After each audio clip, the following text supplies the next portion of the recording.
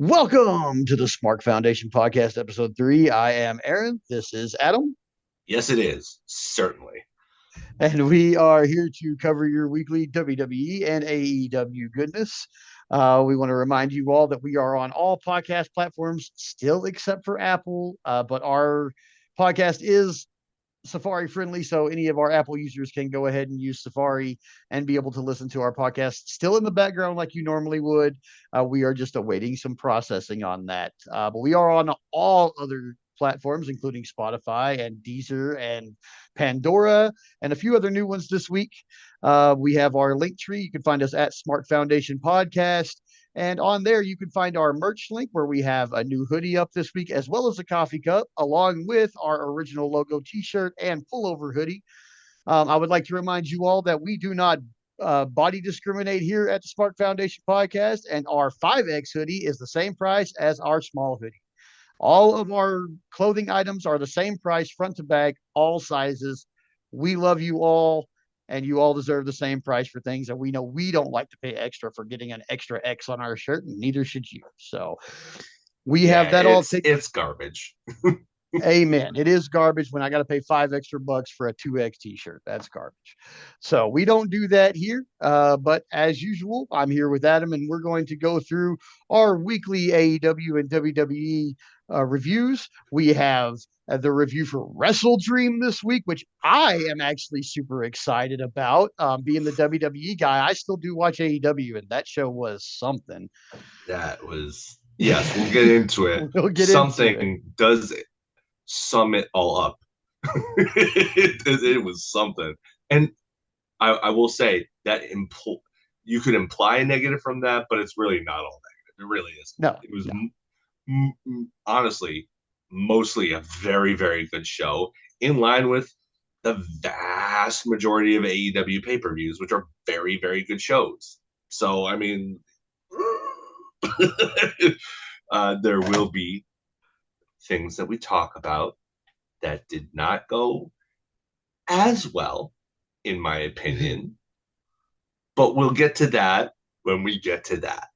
The first thing that Amen. we need to do is cover Raw. That's right. We're going to cover Raw first, as usual, and also we will, as always, we will have our Call It in the Ring segment at the end of the show, which Adam will go ahead and explain at that time. But I guess Very we're gonna. excited for that too. Oh yeah, Very excited. I put a me lot too. of work into it, and you're probably not even going to hear like 3/4 of the work I put into it because I spent several nights working on it, several late nights working on it, and then last night was it, and I was like, I could have gone without like 3/4 of this, but you'll get an abbreviated version so as not to bore you all to death with the tiny little intricacies that don't matter in the long run, really. So Amen. Well, we it will will get. be Yeah, it will be good. It's always good. That's like my favorite segment of the week, every week. But yeah, we'll go ahead. We're gonna kick it off and get right into the Raw review with the. What are we calling this segment, Adam? on the lockup. The lockup. All right, well, it's time for the lockup. It's our Raw review for the week. And CM Punk opens the show from the entrance. He says he wants to thank his fans, peers, and haters. He says he's a winner, but he doesn't feel like one. And then it's interrupted by Seth Rollins. So they kind of stare each other down, and Seth goes to the ring where he says he wants Punk to go away and heal up so that he can beat him and retire him for good. He then issues a challenge to Bronson Reed, who's the guy who put him out. And then he gets annoyed as Jay Uso's music hits for him to make his way to the ring for the first match. Not sure what happened there. I think they might have gone over a little bit. Then we kind of segue right into Jay Uso versus Xavier Woods.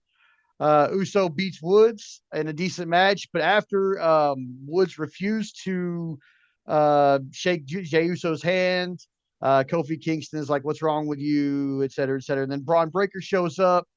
He came out. He attacks Jay.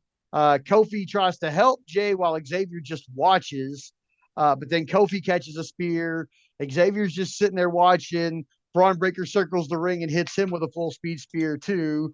And then Braun stands tall over Jay. He goes to the back. They ask him why his attitude changed from respect last week to being a jerk again this week, and he doesn't really say anything. And then we go into Sheamus versus Pete Dunne in a Donnybrook match. It was a really great brawl match with lots of furniture. There was a bar, shillelaghs, cricket bats, whiskey barrels everywhere, and I think like an old rum runner truck in there somewhere too.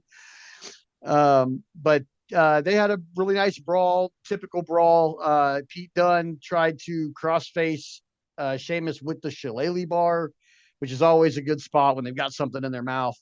Yeah, it Um, looks great. oh yeah, always. And then really painful. And then Sheamus takes uh, Pete Dunne up to the top of one of the stacks of barrels, and it's like two whiskey barrels high, so it's probably a good 8 feet or 9 feet.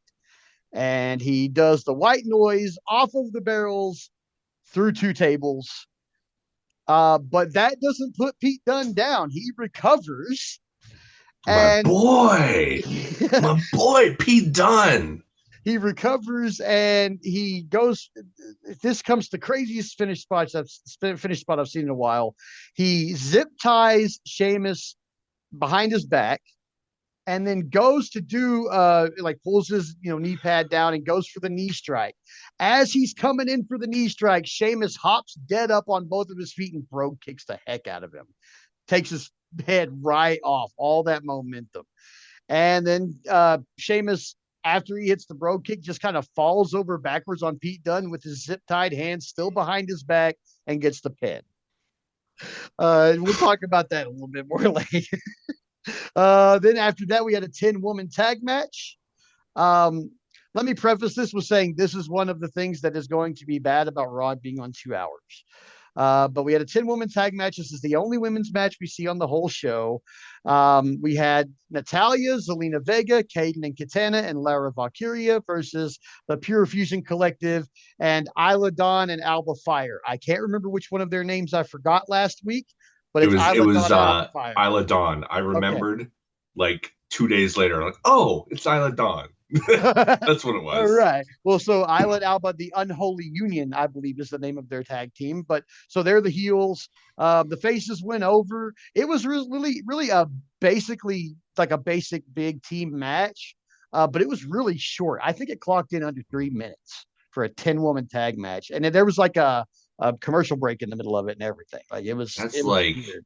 Divas era length. Yeah, it was like a Divas era length match, and like some girls got their stuff in before the commercial break, and then you could tell they worked through the commercial break, and then some got after. And I mean, I know it's a live show and you got to work through the commercial break, but man, 10 women, only women's match. We'll talk about that some more later. You can obviously see where I'm leading with that. And then for our main event for Raw, we had the World Heavyweight Championship match. Gunther versus Sami Zayn. I really thought this was a good match. It should have been on the PLE in place of one of the bad matches of the two that were there. But I understand why it was on Raw. I know, how the PLE scheduling and all that stuff. So they had a really good match, a nice brawl. I believe Sammy was going for a haluva kick, maybe the second or third one, and Gunther caught him in a sleeper and put him down. And it was a referee stoppage via the sleeper. So Gunther has, I guess, cashed in his ticket to the redacted event that we won't cover. So with Raw, two things I really like just to kick it off. I really like that Donnybrook match, man. They were brutal to one another. You can tell, being in the business, sometimes you see certain things. And one of the things that I've seen is universally true. And even, fans know this, is that if two guys are friends in real life, the match can be way better and way more brutal because of the comfort level. Um, You look at Sean and Razor, you exactly. know. Exactly. I mean, even like Kevin Nash is one of his top three matches was the Good Friends Better Enemies match with Sean on his way out the door to WCW. Right. Like, yeah, yeah. Yeah. So, based on this match, I would tell you that Pete Dunne and Sheamus are probably really good friends. This was Wouldn't it was surprise me. gnarly, man. It was brutal in the best ways. I've never been a huge Sheamus fan. I do like him. I'm a fan of his now, but I was never like, oh my God, Sheamus. Especially when he plays a heel, he's really good at it, and I dislike him. I'm supposed to, but this match was really good. I I think expected a he's another one of those guys that he's been around so long that he's got that equity with the crowd that we were talking about a couple of weeks ago, where it's like, yeah, we could boo him, but we just kind of like, he's comforting. It's like yeah, he's been around so long. It's like he's comfort wrestling almost to a lot of fans. Like, oh, it's Sheamus. We like Sheamus. We grew up with Sheamus. right. I think it's one of those things because you remember when he first came onto the scene, he was in WWE CW for like 3 months, and then he was on Raw for a month, and then he beat Cena for the WWE title in a tables match, and it was jarring, and they thought they were making a star when really all they did was breed resentment for the guy. Right. Very So Romanesque. yeah, But yeah, so I really expect well, once the zip ties went on, I 100% expected a Pete Dunne win. I was like, oh man, here he's tied up. This is how they do it. So when Sheamus hopped up and Road kicked him, I was genuinely surprised, which does not happen in wrestling very often these days, especially watching as long as we have. yeah, It's kind of hard to surprise us. You genuinely have to do something new and innovative to surprise a wrestling fan who's been watching wrestling more than 20 years. It's just how it works. You have to. So yeah, it was really surprising. And I always like surprises. So my number one thing I really liked about Raw was the surprise. The Pete Dunne and Sheamus Donnie match was really good and had a really different ending than you normally would have seen for something like that. So I really enjoyed it. I mean, usually, I mean, that match under Vince, maybe even under Tony Khan, that match would have ended at the white noise through the tables. yeah. Like it probably would have just ended there. So Well, the maybe not Tony Khan. I uh, have a feeling that he would be like, hey, go out, you and you do whatever you want for 18 minutes. You go over, fill it in yourself. Like, fair. unless there was like a big story beat that he Mm-hmm. wanted to push. Tony Khan seems to mostly be hands off with. I mean, and that's pretty obvious by the fact that everybody like nobody talks about the spots they're doing. Everybody does the Mm-hmm. same spots. Everybody there's always going to be a dive. There's always going to be a poison rana if there's somebody who's athletic enough to pull it off. It's like Oh they don't man. consult each other. We will talk about the amount of police and ranas later for sure. Yeah, well, well we, But we may touch on it. yeah, I think we will. Another thing I really liked Gunther and Sami Zayn. It was a good match, man. Sami Zayn always puts on a really good match, and Gunther is slowly but surely maybe becoming my favorite title holder of 2024. Like he is a sight to behold. He's something else. I mean, his body work is obvious since he came into the Fed, and his in ring work has always been top notch, but it just keeps getting better. I really like him as an arrogant German heel. I really enjoy it. So yeah, I mean, Gunther and Zayn was really great. Something I didn't like. I don't like Raw being 2 hours. I'll just say it right there. I have That might be a hot take, it might honestly. be, but I like Raw better than SmackDown, and I think the reason I liked Raw better than SmackDown is because they had that third hour to give the show an extra half hour to kind of pace things out and let stuff breathe and SmackDown. It's a problem that I have with SmackDown is that it like will come back like somebody will make an entrance for a match and then it'll go to commercial and we'll come Mm, back from commercial and instead of going to the entrance for the next entrance we'll go to like a 30-second promo backstage and then they'll throw it to the second entrance of the match, which yeah, and that's formatting common. is Just super screwy. yeah, I don't like the formatting of SmackDown. And this episode of Raw really kind of leaned into that SmackDown formatting, especially with like Seth Rollins is cutting a promo about Bronson Reed, and then Jey Uso shows up, which cool. Let's see Jey Uso and Seth Rollins have a match. It had nothing to do with that. And Jey Uso's just showing up for his match that's supposed to start the show. And so, did they go long? Was he supposed to interrupt him and nothing happened? Uh, yeah, I felt like they weren't exactly sure what and where to cut things for this episode. And so we ended up with like this 10-woman tag match and the 2 hour The format. way you describe it, it's almost like when somebody is accepting an award and they play them off because their speech is going on too long. Yeah, exactly. Like maybe Seth was used to being able to let that first, maybe Seth is probably used to letting that first promo breathe. That's usually a 15-minute segment. Punk, Mm. he had come out and stared Punk down and headed to the ring by minute 5. And then by like minute 9 or 10, here comes Jey Uso. So I'm not sure exactly what's going to happen with Raw going into the future until we get to Netflix in January.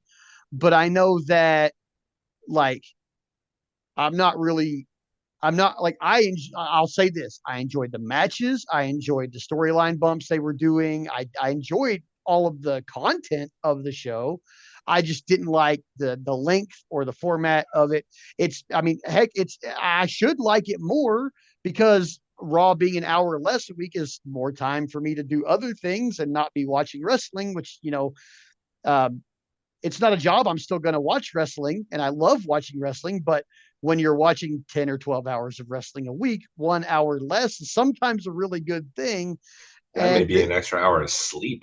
yeah, it might be an extra hour of sleep. But in this case, I think that second hour or that third hour is preventing detriment. Mm. It felt rushed, and that's just the way that's the best way I can describe it. Is it felt And rushed? the funny thing is that they're probably going to figure out how to repace that right as they're going back to 3 hours on Netflix. Yeah, that's the problem. They only have like 2 months or so, or three Yeah. months before they're going to be back on Netflix, and they're going to work out this pacing, and the wrestlers are going to get used to it, and they're going to have to It's go, almost like okay, USA is screwing with them. a little bit. It feels like, but yeah, that's the only thing I really didn't like was the pacing and just it being 2 hours. And I think that all of the problems that I actually had with the show were because it was 2 hours. One women's match, it's a 10-woman tag match because you got to cram everybody into one match because you don't have time. And then they put a commercial break in the middle of it, which I really am not a fan of putting commercial break in the middle of matches, especially if it's going to only be like a minute or two on either side of the commercial break for the whole match. So like but That means that's half the matches in commercial. yeah. And so it's all but all of the complaints I have lead back to the formatting and the time issue. Um Other than that, I really thought that I'm intrigued by this whole Braun Breaker thing. I'm intrigued by all of that. I'm intrigued by what's going to happen with him and Jey Uso, and I'm intrigued by what's going to happen with Kofi and Xavier. Like, is the New Day going to break up? Are we going to get a WrestleMania match out of those two? I think it'd probably be great. It would hurt my heart a little bit if the New Day broke up. I'm intrigued on both sides of the story. Braun and Jay, Xavier and Kofi. I'm intrigued on both. I thought that they meshed them together and forwarded both stories really well. I thought that, having Braun come out and do the attack, having Kofi, try to play the hero, and Xavier kind of be like, nah, forget that. Like Yeah. they they structured it in such a way that it did push forward both stories, even though they had to be crammed into one segment together and coexist with one another. So yeah, I mean that's the Raw review for the week. Other than the pacing, I really liked it. I thought it was a good show. The matches were all pretty killer. Yeah, I mean, except for that women's match, they just didn't have time to develop. It's not like it was a bad match. There's 10 of them and they didn't have time for everybody to get their stuff in and create a crowd feeling and a story and all that, which is hard to do in a 10-woman tag anyway. So I'm I'm going to wondering give what them a they break. did when the cameras weren't rolling, like before or after the show. Like, did they give them the same amount of content as if they were at a 3 hour Raw? Or I should probably look into that, but I hope so. I would hope they would, because these people probably bought tickets when yeah, Raw was still 3 hours, yeah, and I really hope so. you Yeah, know, they're expecting probably a 4 hour sit down, because you purchase a ticket to a 3 hour event, you're expecting a fourth hour, pretty at the much. So they're people are buying tickets to Raw expecting a 4 hour sit down, and they're only getting 2 hours. I really hope they are doing stuff on either side of the show for people, at least giving them something, dark matches or whatever, Yeah. to make up for that third hour that they now don't get to have because they bought, and even though they bought their tickets when Raw was 3 hours. When did they tape Speed? Is that both brands or I don't know, man. I like it's I not like I watch I Speed, can't. but Yeah, I would like say I I know can't it's say I've something ever they're watched doing. it. Yeah, I know they're taping it during one of the shows. I'm not sure. I'm just not sure which one. I would say probably SmackDown because I think the ropes are blue. So, Okay. but I haven't really seen a lot of Speed. I mean, even Andrade being on there and being their champion didn't draw me to it, and I like Andrade. So, Candice um, LeRae. I like Candice LeRae too, Yeah. but not enough to go seek out Honestly, Speed, like man. Unfortunately, I don't know who that's for. Like I don't they're know three either. minute matches, man. Like who is that for? Like I don't know. I'm not sure who it's for. I'm not sure. Like, I mean, I liked Dark and Elevation, but they were like structured shows Yeah, and most with of those they were were hour squash long matches structured shows. anyway. Yeah, Most they of were those are spot. squashes anyway, so you didn't mind that they were 3 minutes. Yeah, You I didn't mind know, at like all. But there was also like storyline bumps in there. And if you're a real big wrestling fan, like what, and I mean, if anybody knows me, they know when I start something new, I get obsessive about it. So yeah, when CM Punk came back to AEW and AEW was a new thing to me, yeah, I watch Dark and Elevation every week along with all their other content, pay per views and Dynamite because it was just Dynamite, Dark and Elevation then. But yeah, I watched Dynamite, I watched Dark, I watched Elevation, but also a lot of people that I know were on Dark and Elevation, yeah, like Gino Told You So and Justin Taylor and a bunch of other like a lot of Ryzen. yeah, Jake Logan yeah, was on there. A lot of the guys that were on there getting squashed are dudes who are no lie, champions at places that I work, Oh yeah. and I mean, so we popped hard for when Papa Don was on there a couple of times because he's big in the indie scene here. Like, I mean, he's kind of at the end of his career, but like, it's like, oh, yeah, that's the Greek god Papa Don. yeah, He's getting squashed in 2 minutes, but it's great because he's on. I right, mean, and you can AR tell Fox the was on. Like, yeah, oh dude, great AR at signing. Fox. Yeah, Dude, dude, there was a lot of people on there before they got signed. For Lady Frost was on there before she got an yeah, all elite graphic. yeah. Yeah, there's a lot of people actually on there that got a good crowd reaction. I think I'm not sure if the Renegade Sisters have gotten a graphic yet, but they dang well should have because They they're still being should. used. They're still being used for Yeah. squash matches. What, a year or two after They Dark Yeah, Dynamite, Robin after Renegade was on like Robin just a Renegade couple was weeks ago, right? on Collision a few weeks ago. Yeah. Yeah, yeah. So they need an AEW Yeah, she graphic. was fed Tony to Anna Khan. Jay.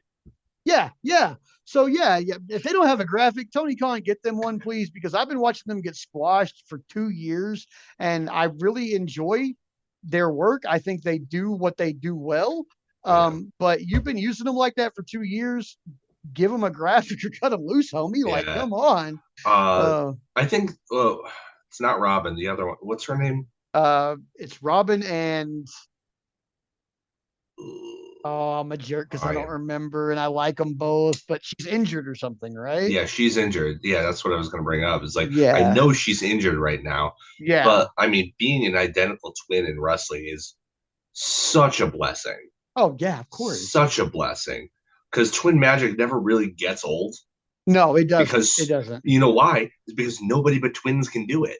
Yeah. Like, Which is why it's so like it's Kurt still Angle and his novel. brother, Yeah, or or the Usos, or the yeah, Renegades, and or the Jacksons. yeah, to Like a it, degree. like three or four teams. I mean, they look enough like each other when I got is it Nick? I guess Nick is Nick the one that dyes his beard like Hulk Hogan. Yeah, yeah, Okay, so when Nick doesn't have his beard dyed, they look enough alike that they can totally pull off twin match.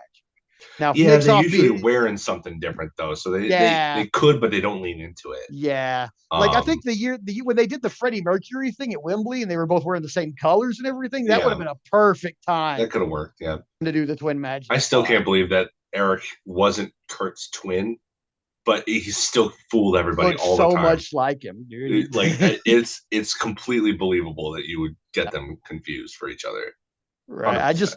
I just watched that spot like yesterday or something. I was watching a documentary or a what culture video or something, and they were talking about that spot, and I was like, oh yeah, I forgot that Kurt Angle even had a brother.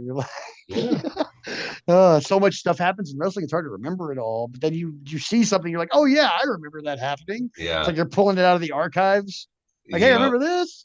Yep. That's a lot of content to try and store in one person's brain. Yeah, it is a lot Like of it's content. you're gonna miss more than you're gonna forget way more than you remember.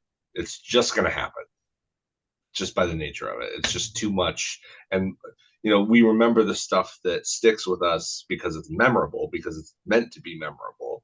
So like, some random 5 minute squash match, you know, between two people who don't have a story, you're building up.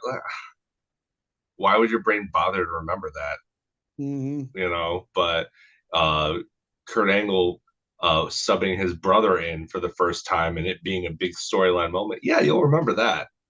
Right, right, So exactly. Yeah. So yeah, I mean, yeah, I don't remember a lot of squash matches, but sometimes I'll see a screenshot of like an old WWF squash match. Like when yeah, they say like, oh, remember you see this person was doing WWF squash matches like 20 years before they were in WWF or whatever, and then yeah, you see that, you're like, you know what? I actually remember that yeah, guy, that specific person. But it's always a fleeting memory. It's like, oh, I remember this yeah, match happening. Not like I don't remember what yeah, happened or who he turned yeah. into, but I remember this match happened. Like so that happens a lot. But yeah, that's the Raw review for the week. I think timing is their only issue right now. But now it's time for the shine. Huh?